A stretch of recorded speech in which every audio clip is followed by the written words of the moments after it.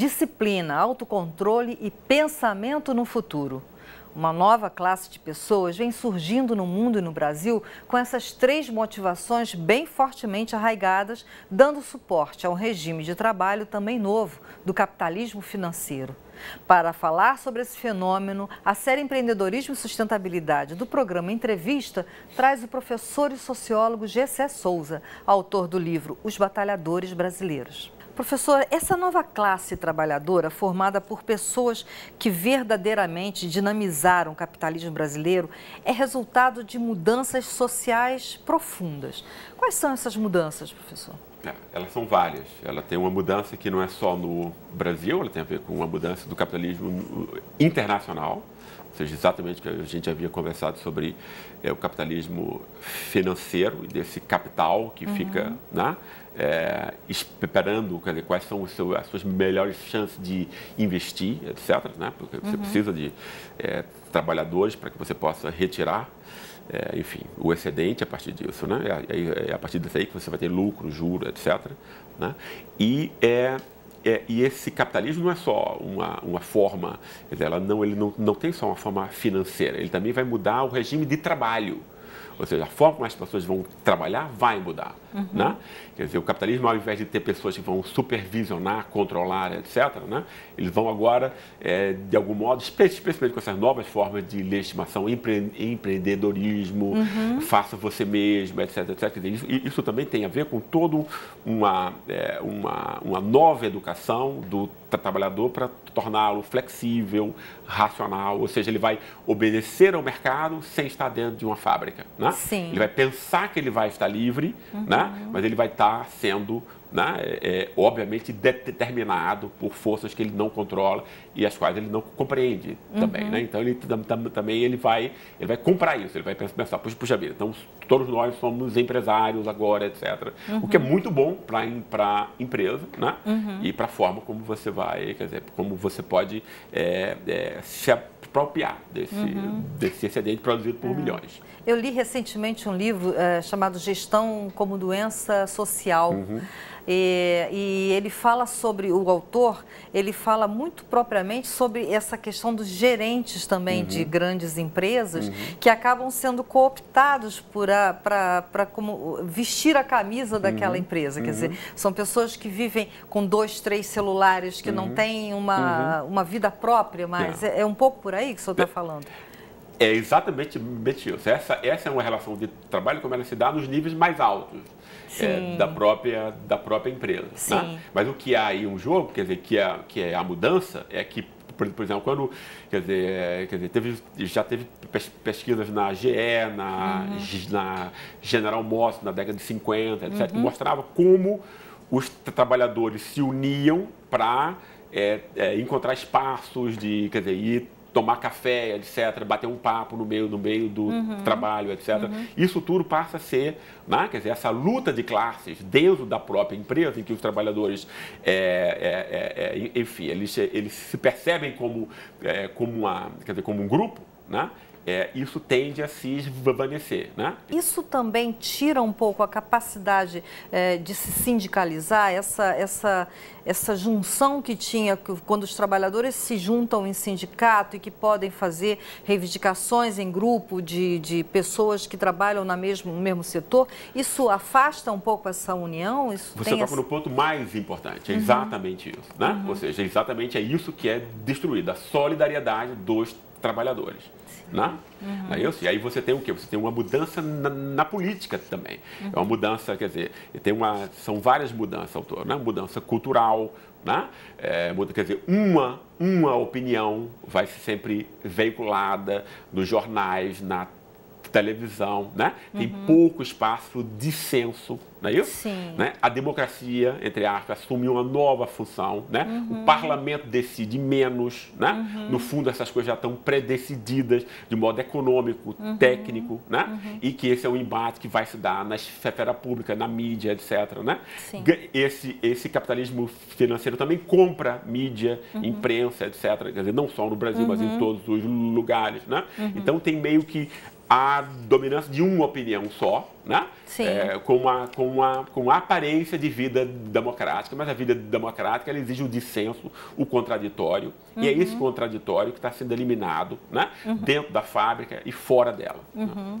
Eu fico perguntando qual é o papel do Estado nessa história, quer dizer, que a gente está falando dos trabalhadores, de alguma forma, prestando serviço e talvez até obediência às empresas.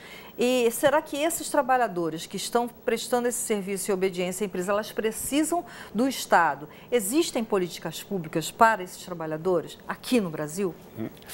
Tem um outro espaço, quer dizer, tem uma outra questão nisso aí, que é nesse novo tipo de capitalismo, os Estados ficam mais fracos. Sim. Né? Não todos os Estados. É claro que os Estados Unidos ficam mais fortes ainda. E tal, né? Sim. Né? Quer dizer, e a Alemanha, etc. Mas Sim. vários Estados se tornam mais fracos. O Brasil se torna mais fraco. Né? Ele não pode mais montar a sua própria política financeira, etc. Senão o capital foge, etc. Coisa assim. Tem uma série de limitações. Né? E o Estado pode cada vez menos, mas pode alguma coisa. Né? É um dos elementos ainda que pode alguma coisa. Né? Mas é claro que o mercado pode muito mais, e cada vez mais, etc. Né? E a falta de esclarecimento da sociedade, porque eu acho que esse é um ponto muito esquecido entre nós. Né? Quer dizer, então as pessoas normalmente dizem assim, mas eu tenho representantes estão lá. Então, quer dizer, eu aqui não preciso fazer nada, ou seja, eu sou um apolítico. Né? Quer dizer, e isso é uma coisa incrível. Né? E aí, ao mesmo tempo, num país como o Brasil, você diz que a política é corrupta e ineficiente e tal. Né? Entende? O que para a classe média é extremamente ambíguo, porque, por exemplo, ele se põe como santo e tal, e o mal está lá em Brasília, né? Enquanto ele explora o trabalho da ralé, o trabalho que ele vai usar para esquentar com a comida do filho, que ele não precisa mais, então ele pode ir ao trabalho, fazer um curso de inglês, etc. Né? Ele pode ter capital cultural, porque ele rouba o tempo de outra classe. Não é só o dinheiro. Né? Você rouba o tempo também. Uma classe que agora vai ter que... Entende que ela vai continuar sendo inferior e humilhada o tempo inteiro, porque ela não tem tempo para se educar. Né? Por exemplo, e não dar essas condições para o filho dela. Né? Então, a sociedade em si, né, teria que ser esclarecida. Impulsos críticos. Não existe um Estado progressista e reformador né, em meio a uma sociedade conservadora, como é a nossa. Né? Entende? A classe média, inclusive quando ela sai às ruas, como por exemplo nas manifestações de junho, ela vai atacar quem? O avião do Renan. Então, é claro que Renan tem que pegar esse avião. Isso é uma questão mínima com as questões efetivas que um país como o Brasil tem. Entendeu? E essa classe média, ela sequer percebe como ela é explorada pelos endinheirados, esse 1%. Né? No Brasil, o serviço de celular eu estava na Alemanha no ano passado, eu tinha um serviço de celular muito melhor, a um preço 5 vezes menor. Quem paga esse preço? Entendeu? É só ver. A classe média do Brasil paga esse preço. Né? E aí não é o Estado, não é a Renan, não. É os endinheirados, né? Quer dizer, que exercem, que têm taxas de lucro e juros escorchantes no Brasil. Né? E a classe média paga esse pessoal. Né? Tem uma exploração aí, tem uma luta de classe óbvia. Né? Que nunca é vista. Né? Porque você sempre põe o espantalho nessa coisa do Estado como ineficiente por si, etc. etc. Né? A gente tem taxas de lucro, as empresas automobilísticas na Europa, né, tem uma taxa de lucro média de 5%. No Brasil é o dobro, é 10%. Entende?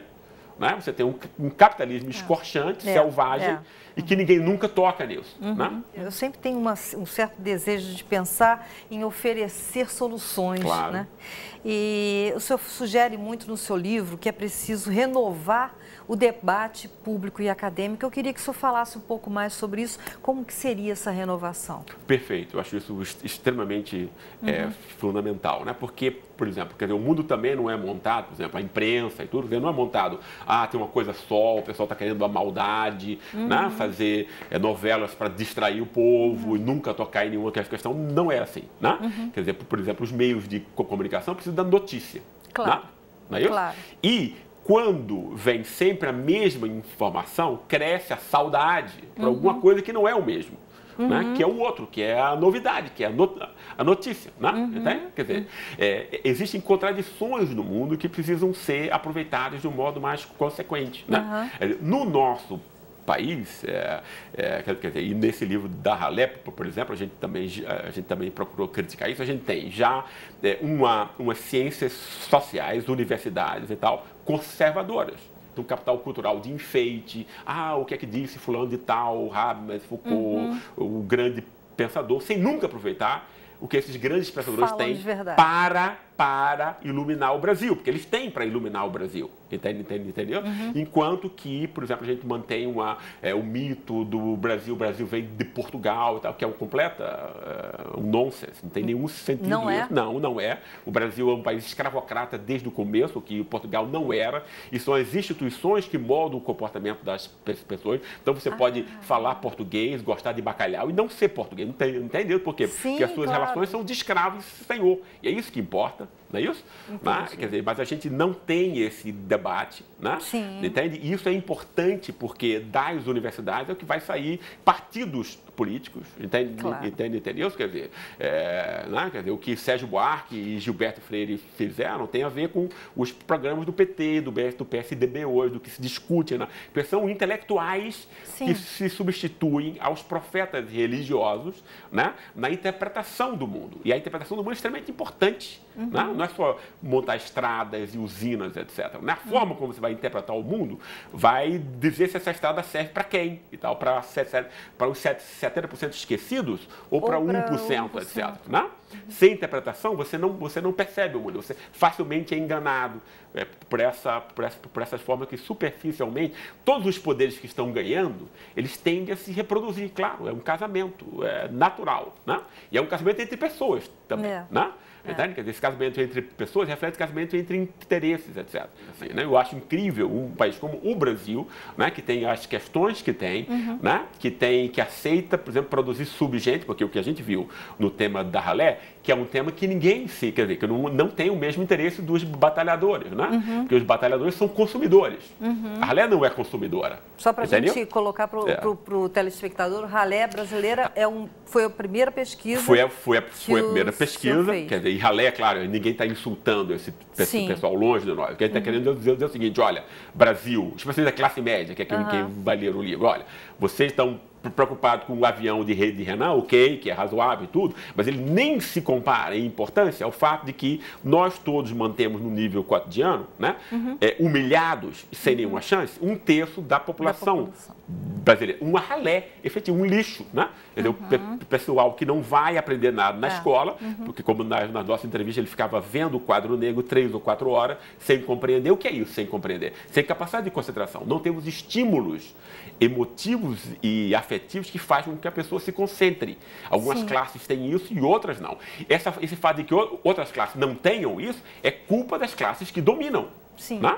Porque a classe média não decide mais a eleição no Brasil, mas ela decide o que vai sair na TV, o que vai ser ensinado na escola, o que vai ser julgado no tribunal, etc, etc. E que essa classe média se importe com assuntos de menor importância, como é o tempo inteiro, isso significa que ela é transformada em tola. E o país dela, que ela tem uma extraordinária responsabilidade, é um país perverso como poucos no mundo. Talvez a África do Sul seja um país que tem um nível de exploração, desigualdade como o nosso. Então, um país que convive com aceitar ser pessoas sem nenhuma chance. Né? Porque essas pessoas não vão ter escola. Aí não é só a escola o negócio, né? Porque a competição social e a luta social começa no berço, antes da escola. Na escola, com 5 anos, já está 90% decidido o que essa pessoa vai ser, quais são os limites e as possibilidades dela. Discussões como essa, né? A gente não tem no Brasil.